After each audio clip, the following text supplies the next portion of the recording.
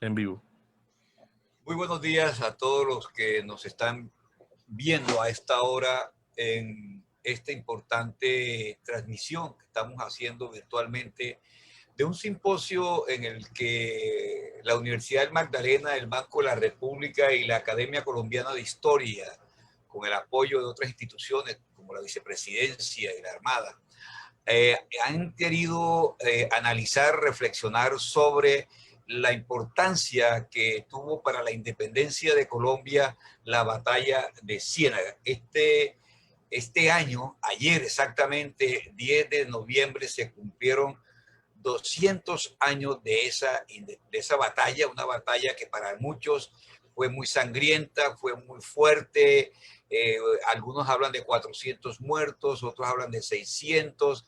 En las conferencias de ayer se conversó mucho sobre ese tema y precisamente eso es lo que hace que continuemos pensando en la necesidad de profundizar en estos procesos independentistas que se dieron no solamente en el interior del país, no solamente en el centro del país, sino también en la región Caribe. O sea, nos acostumbramos, nos enseñaron que solamente había sido Boyacá, que eso ya había sido Pantano de Vargas, pero creo que hay otras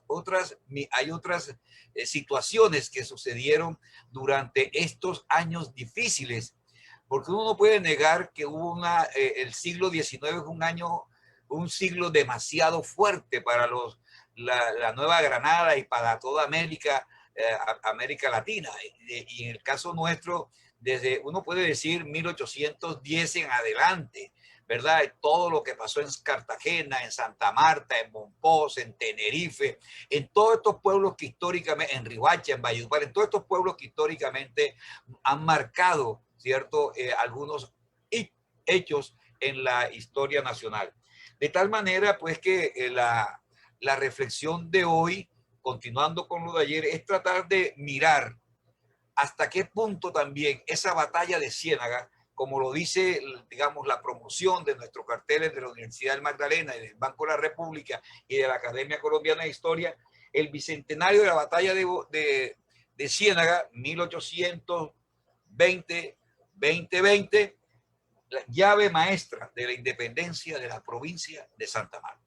Y es interesante decir esto de la provincia de Santa Marta, porque en el caso particular, y lo sabemos los historiadores, lo sabemos, y los no historiadores, que justamente Santa Marta ha sido catalogada o señalada, estigmatizada como una población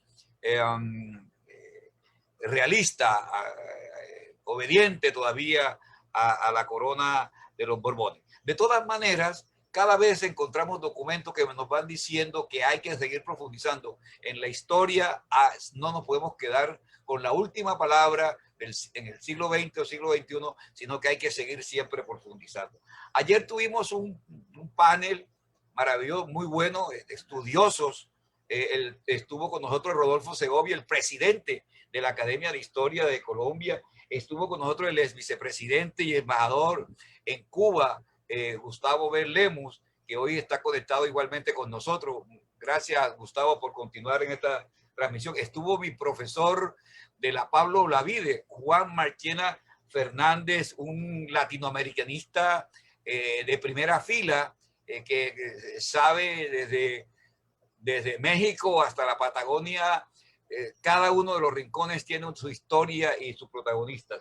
Igualmente estuvo el doctor Joaquín Viloria, que como todos sabemos, Joaquín es de Gaira, Santa Marta, pero igualmente es actualmente el gerente de la Agencia Cultural del Banco de la República de Santa Marta, que sin duda la presencia de Joaquín ha sido posible que el banco cada vez más se convierta en el gran aliado, pues no solamente para los temas de la historia, sino para los temas de la cultura, el hecho mismo que la biblioteca del banco se llame Gabriel García Márquez ya es un hecho bien significativo para la ciudad y el departamento. Igualmente nos acompañó el sociólogo, historiador cienaguero, Carlos Payares González, un hombre que ha estudiado mucho a Ciénaga, polémico, como muchas de las cosas que suceden a veces en nuestra queridísima ciudad de Ciénaga. y estuvo igualmente Roger Pita Barros.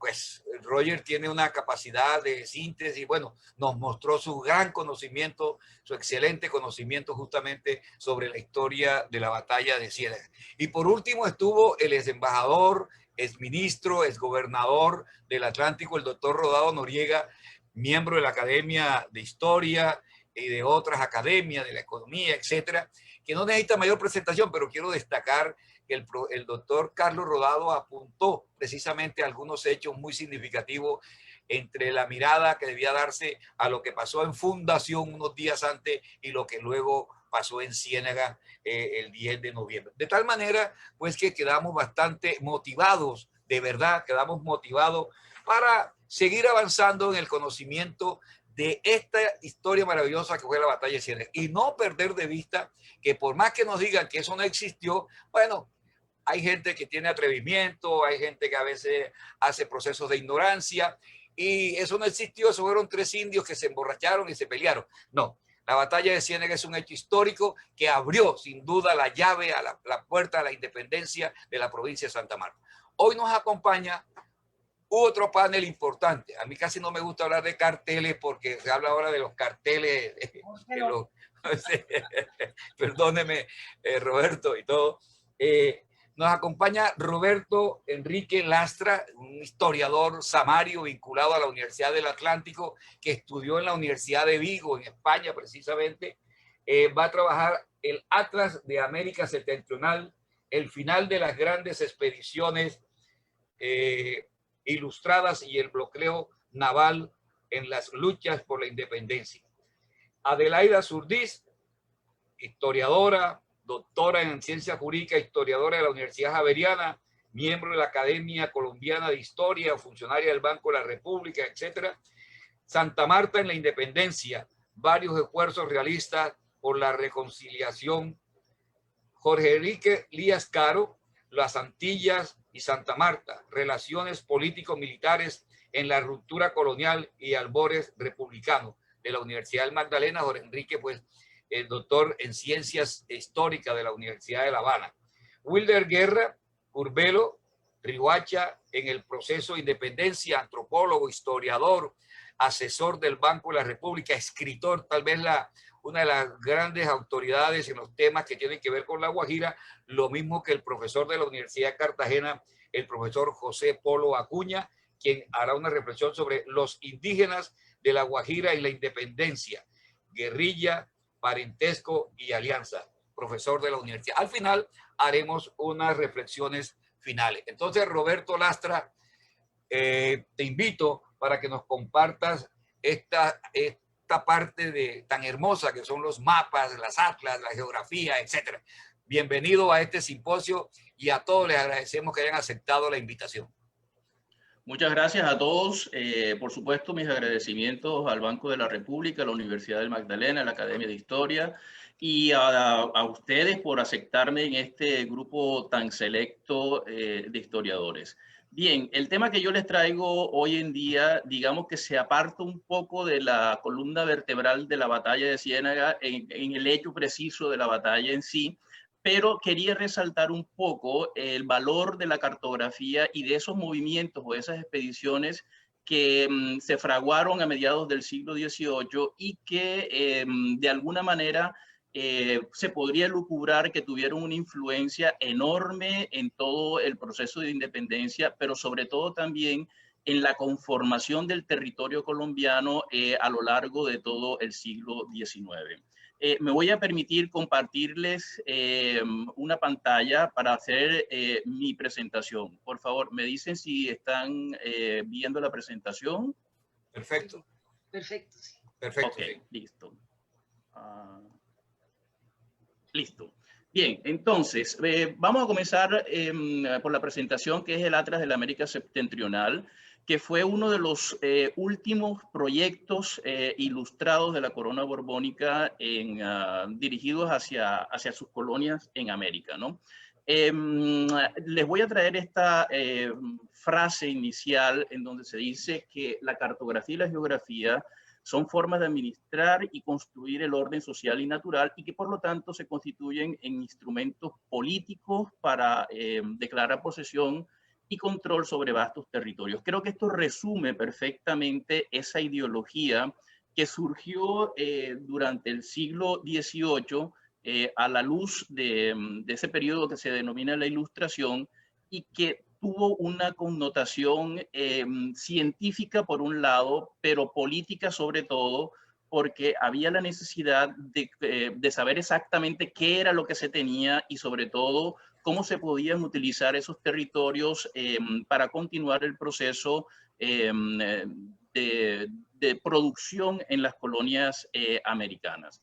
El derrotero que voy a utilizar para el día de hoy es una pequeña cronología sobre las expediciones, más o menos establecer cuál ha sido el contexto histórico-político en que se dieron estas y cuáles fueron esas principales expediciones que se dieron sobre el siglo XVIII, completando con la expedición hidrográfica de la América Septentrional que estuvo a cargo de Churruca y de Fidalgo, cuáles fueron los resultados de esas expediciones y cómo pudo influir esto en la causa de la independencia.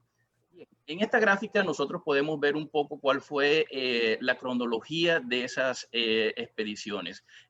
Digamos que Europa se lanzó durante el periodo de la Ilustración en una carrera de las grandes potencias por demostrar ante sus congéneres, pero sobre todo también con una clara alusión a la parte de control político y sobre todo económico, de conocimiento sobre sus colonias y sobre el mundo en general, ¿no? Carlos III fue uno de esos grandes impulsores de este tipo de expediciones, siguiendo la estela de otras coronas como Francia o como Inglaterra, que ya también se perfilaban en o estaban adelantadas en este tipo de cosas. Digamos que en el caso español se hicieron varias expediciones, pero hay dos que llaman muy poderosamente la atención, que fue la expedición Malaspina, que tuvo un final un poco complicado por razones de tipo político, y de hecho buena parte de los resultados de la expedición, o casi todos los resultados de la expedición Malaspina, quedaron sepultados por las trifulcas políticas que había en España en ese momento, y que Godoy contribuyó a que se sepultaran por la historia, ¿no?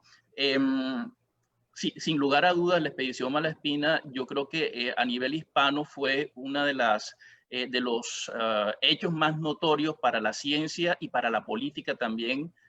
Podríamos recordar que la expedición Malaspina tenía una connotación muy política y fue muy crítica con la forma en que la corona llevaba sus colonias, ¿no? Y ya en los finales, la expedición para la América Septentrional, que fue planificada también como una forma de acercamiento o de conocimiento más profundo de las costas del Caribe, sobre todo con la intención de intensificar el comercio entre la corona y sus colonias. Por supuesto, Humboldt, que digamos que fue como una especie de rueda suelta en todo esto porque no respondía a una iniciativa, a pesar de que tenía cierto apoyo de la corona prusiana, digamos que él invirtió su fortuna en su propia expedición, ¿no? Y a nivel mucho más criollo, pues los resultados de Francisco José de Caldas, que dieron como resultado todo este tipo de cosas a un conocimiento muy interesante de cómo se manejaba o cómo funcionaban los sistemas en el Caribe colombiano. Bien, dentro de estas grandes expediciones, por supuesto, ya hablamos de la de Malaspina, está la de Jean-François Gallup, el conde de la Pérouse, que con un trágico final también, perdido en medio del Pacífico, y los restos de esta expedición fueron encontrados más bien ya en este siglo. O el caso de James Cook, que finalmente, después de darle la vuelta al mundo en 3 o 4 ocasiones, finalmente terminó devorado según la leyenda, por supuesto, por los indígenas en Hawái. Bien, el impulso de la corona fue muy importante para emprender esta aventura, porque durante 300 años los marinos que iban y venían entre el Viejo Mundo y América lo hacían basados un poco en las cartas mexicanas que habían sido, digamos, las preponderantes en este tipo de expediciones muy malas en el sentido en que no eran nada precisas porque eran muy intuitivas y que por lo tanto no respondían a los conocimientos científicos que se estaban fraguando en la Europa y también a la ayuda tecnológica que ya era posible en esta época, ¿no?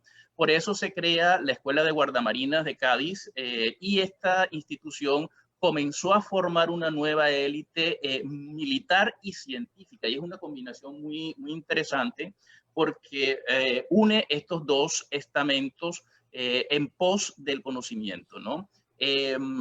Como precedentes tenemos la expedición en la que participó Antonio de Ulloa y Jorge Juan, con la expedición geodésica francesa para determinar el meridiano del Ecuador, y fue Antonio de Ulloa el quien de alguna manera también influyó en que la corona borbónica comenzara a estandarizar la educación como una parte fundamental en la formación de los científicos que deberían hacer este tipo de trabajo, ¿no?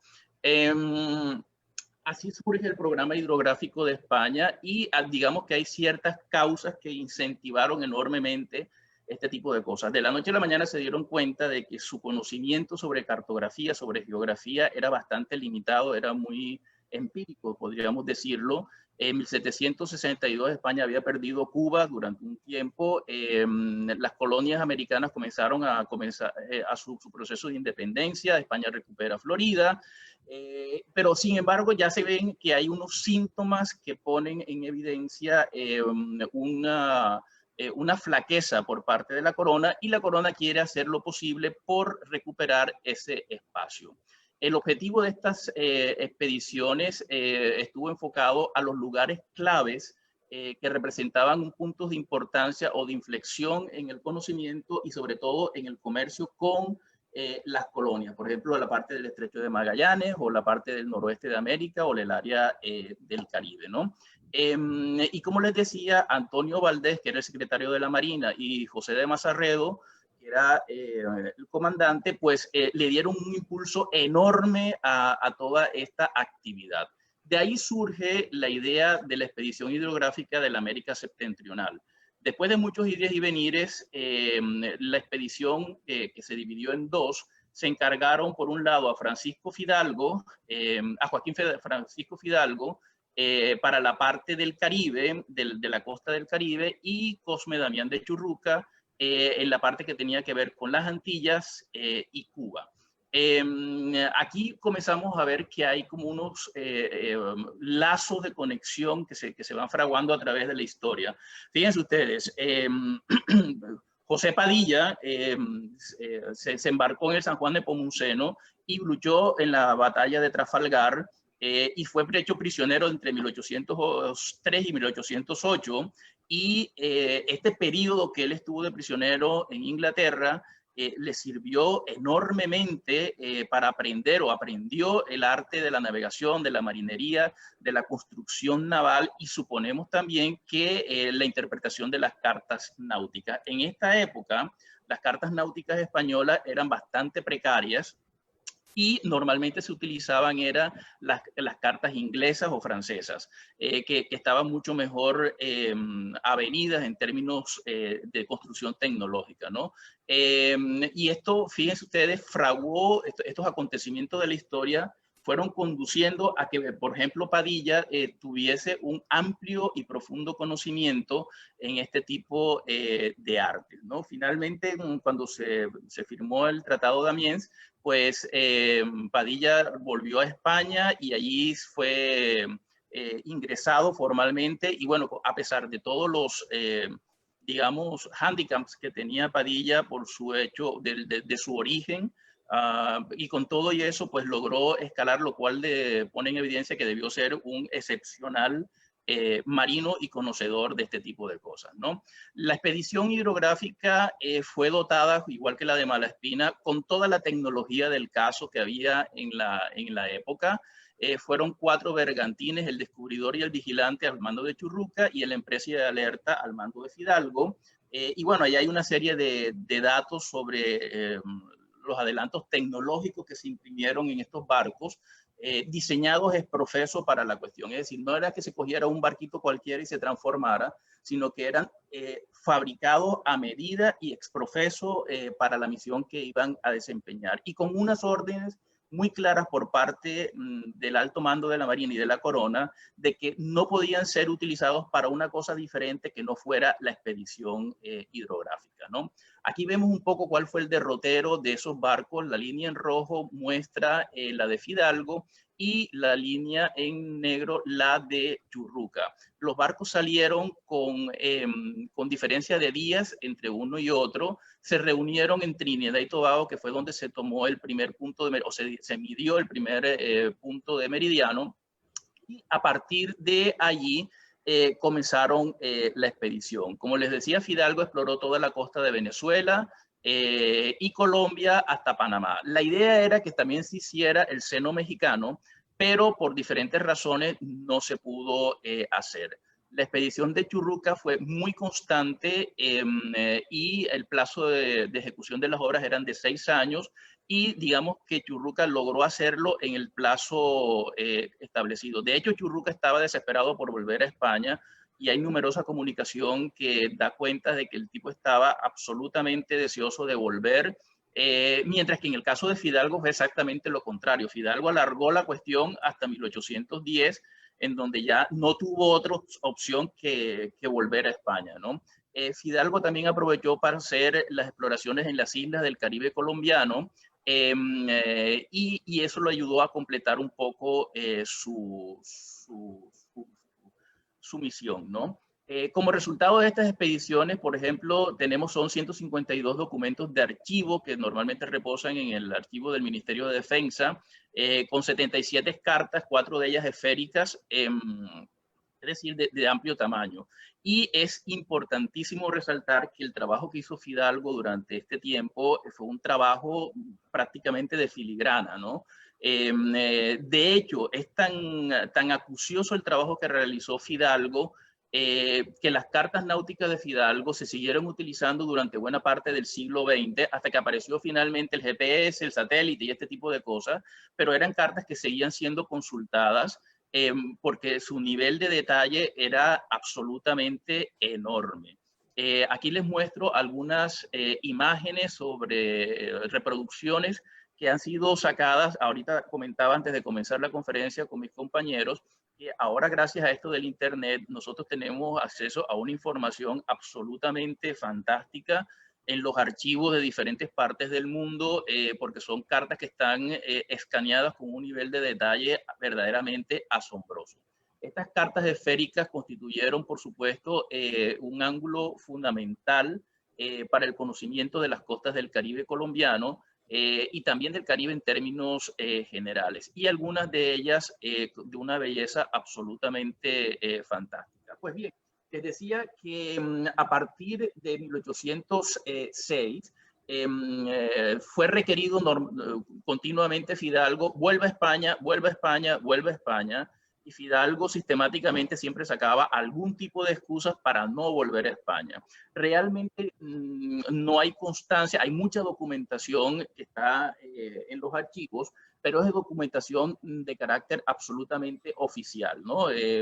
Cartas absolutamente administrativas, y no tenemos mucho conocimiento de qué pasó durante el tiempo que Fidalgo estuvo en Cartagena. Fueron 18 años que estuvo en América, de los cuales 16 fueron exclusivamente en Cartagena. Y en Cartagena conoció a Humboldt, porque ya sabemos todos que Humboldt en algún momento entró por Cartagena. Hicieron una buena liga o amistad, y de hecho eso se ve reflejado en la cartografía que después sacó Humboldt, haciendo referencia a que utilizó muchos de los datos de Fidalgo. De hecho, Humboldt dice en su correspondencia que fue de lo mejor que le pudo haber pasado haberse tropezado con Fidalgo en Cartagena. Pues bien, Fidalgo finalmente volvió a España en 1810, pensamos que un poco forzado, y en su hoja de servicio consta que cuando él llega a España se declara como soltero, con lo cual no sabemos si tuvo algún tipo de arraigo en Cartagena, ¿no? Pero el hecho de que haya permanecido tanto tiempo en la Heroica, bueno, pues nos da una idea de que algo pudo haber por ahí, ¿no?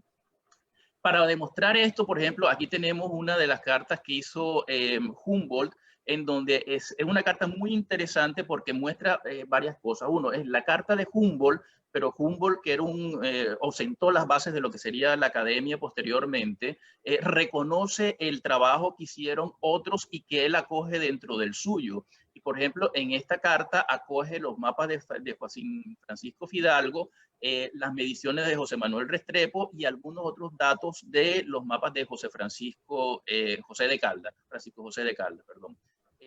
Y esto pone en evidencia esa colaboración científica que Humboldt siempre promocionó y que acogió con sus colegas científicos en América, ¿no? Finalmente, el Atlas de la América Septentrional, que era el documento final que se esperaba saliese de esta expedición, nunca llegó a ver la realidad. Pues eso coincidió con todos los avatares de las guerras de independencia, del mismo la crisis política que se vivía en España en aquellos momentos, y toda esta cantidad de información Fidalgo la fue soltando poco a poco, no fue de un día para otro.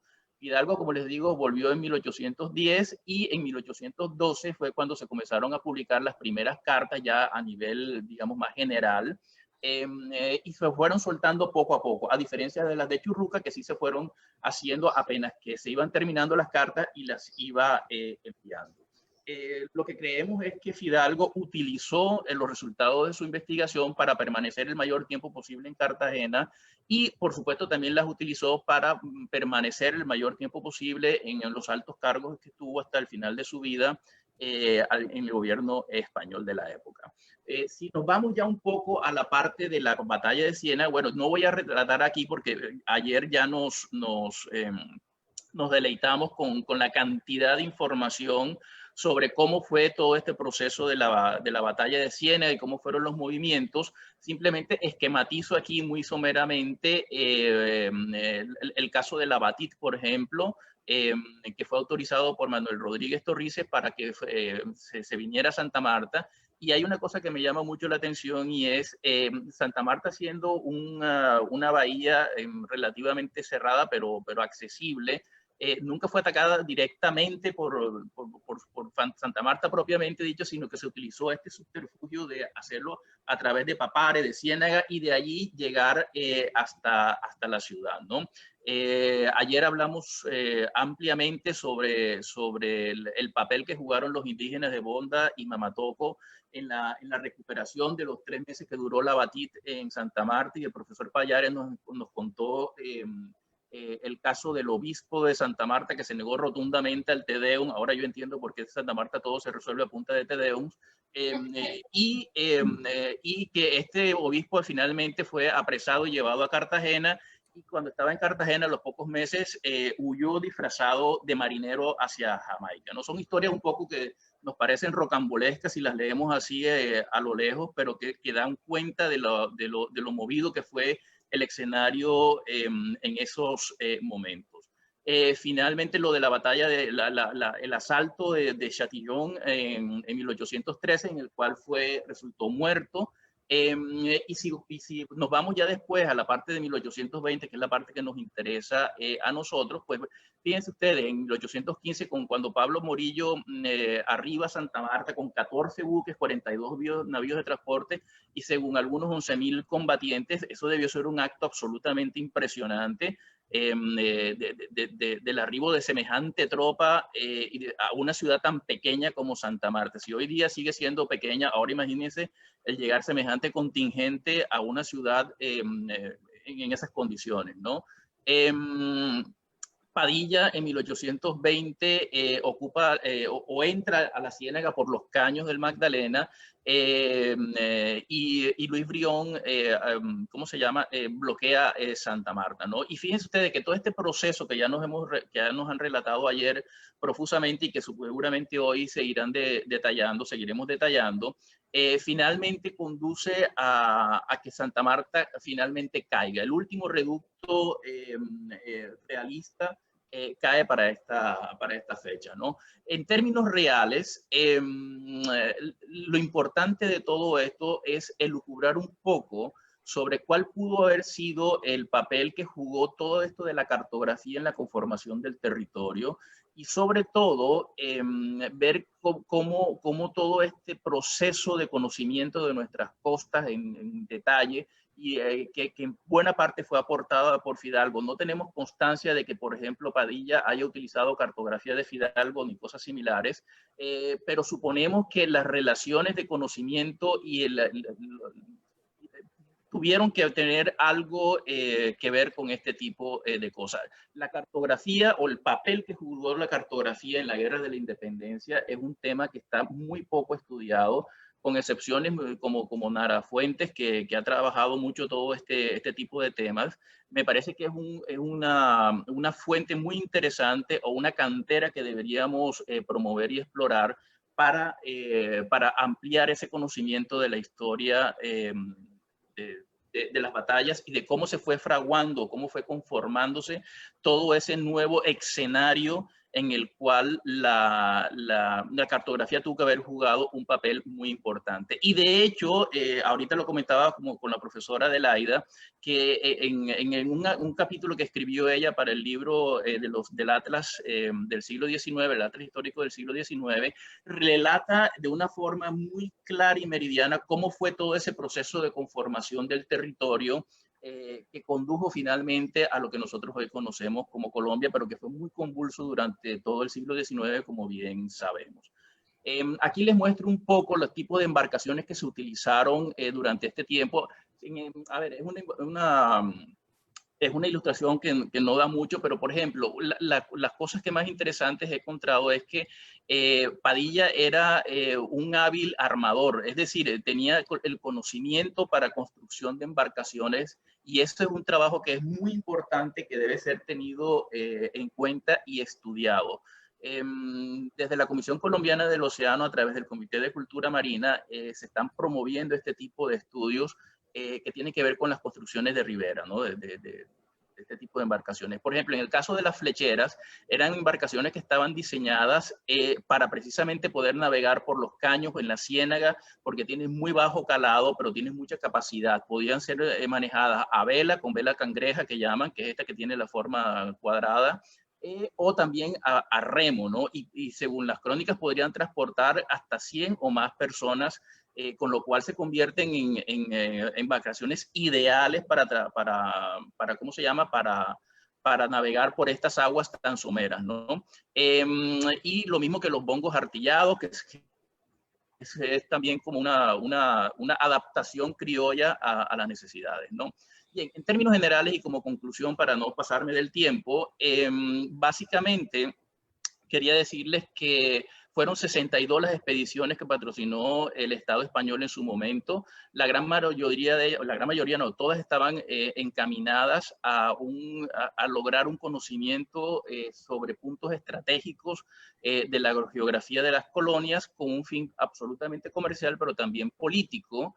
La gran mayoría de los resultados de estas expediciones no se dieron tal como estaban presupuestadas a través de grandes atlas, como sí lo estaban haciendo otras potencias como Francia o Inglaterra, sino que salieron a la luz a cuentagotas, ¿no? Y precisamente por esos avatares de políticos hicieron imposible su publicación en forma homogénea. La producción de Fidalgo fue verdaderamente asombrosa y con un nivel de detalle, como les digo, enorme. Tanto es que se siguieron utilizando durante todo el siglo XIX y buena parte del siglo XX.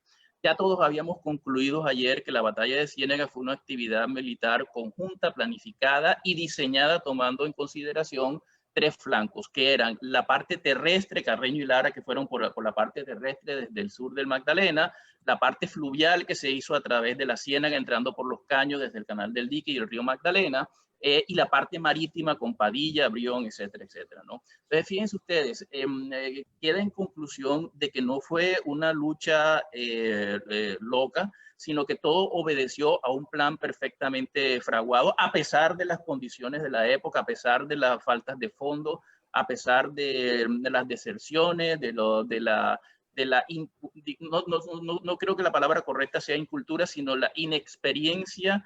La gran mayoría de esta gente que peleó en estas batallas eran labriegos, campesinos que fueron reclutados y formados como marineros a los trompicones y a las bravas y a la rapidez, pero que fíjense ustedes, al final jugaron un papel muy importante en la lucha por la independencia, que adicionalmente apenas ahora comenzamos a estudiar con todo el nivel de detalle y presteza que se necesitaría. Bien, muchas gracias por la oportunidad y bueno, ya nos encontraremos en el conversatorio para discutir un poco sobre todos estos temas. Roberto, muchas gracias. Muchas gracias a ti, Roberto, por la excelente presentación. Aquí los comentarios de algunos cienagueros escribiendo y samarios que están apreciando en este momento la exposición, están vinculados, están conectados, como se dice actualmente. Muy bien, entonces pasamos a la segunda conferencia de este simposio, que la dará la doctora Adelaida Zurdiz Nájera, Santa Marta en la Independencia, varios esfuerzos realistas por la